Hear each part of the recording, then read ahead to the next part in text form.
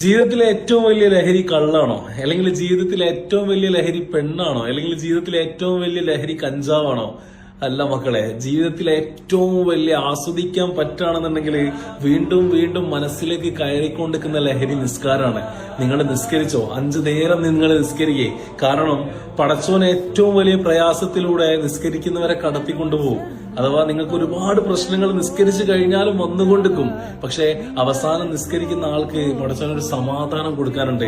ഞാൻ കടം കൊടുക്കാനുള്ള ഒരു വ്യക്തി നിരന്തരമായിട്ട് എന്നെ വിളിച്ചിട്ട് ഇങ്ങനെ ഇറിറ്റേഷൻ ചെയ്തുകൊണ്ടിരുന്ന സമയത്ത് ഞാൻ എന്റെ വൈഫിനോട് വിളിച്ചിട്ട് പറഞ്ഞേ, ഇങ്ങനെ കുറച്ച് ബുദ്ധിമുട്ടുകളുണ്ട്, ഞാൻ ആകെ പ്രയാസത്തിലാണ് റെഡി ഉള്ളത്, നീ ഒന്ന് എനിക്ക് വേണ്ടി ദുആ ചെയ്യുന്നു പറഞ്ഞു. അപ്പോൾ എന്നോട് പറയണേ, നിങ്ങൾ പള്ളിയിൽ പോയിട്ട് 2 റക്അത്ത് സുന്നത്ത് നിസ്കരിച്ചിട്ട് പടച്ചോനോടൊന്ന് പറയും, ഞങ്ങൾക്ക് വേണ്ടി ദുആ ചെയ്യാം.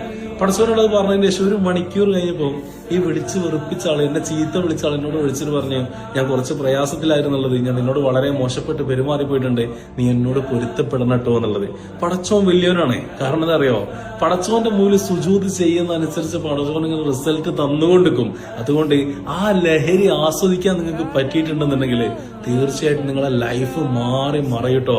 നിസ്കരിച്ചോ, 5 നേരം ഫർളാക്കപ്പെട്ട നിസ്കാരം നീ നിസ്കരിച്ചോ. വീണ്ടും വീണ്ടും വീണ്ടും ഞാൻ നിങ്ങളെ മുമ്പിൽ വന്നിട്ട് ഇങ്ങനെ പറയുന്നത്, ഞാൻ 100% എല്ലാം കൊണ്ട് നടക്കുന്ന ഇസ്ലാമിക രീതിയിൽ നടക്കുന്ന ഒരു വ്യക്തി ആയതുകൊണ്ടല്ല. പക്ഷെ ഇപ്പൊ നിസ്കരിക്കുന്നത് കൊണ്ട് ജീവിതത്തിൽ ഒരുപാട് മനസ്സമാധാനം ഉണ്ട്. മനസ്സമാധാനം എന്ന് പറഞ്ഞാല് നിങ്ങളോടൊന്നും പറയാൻ പറ്റാത്ത രീതിയിലുള്ള മനസ്സമാധാനം ഉണ്ട്. നിസ്കരിച്ചോ, അള്ളാഹു കൂടെ ഉണ്ടാവും, തീർച്ചയായിട്ടും കൂടെ ഉണ്ടാവും.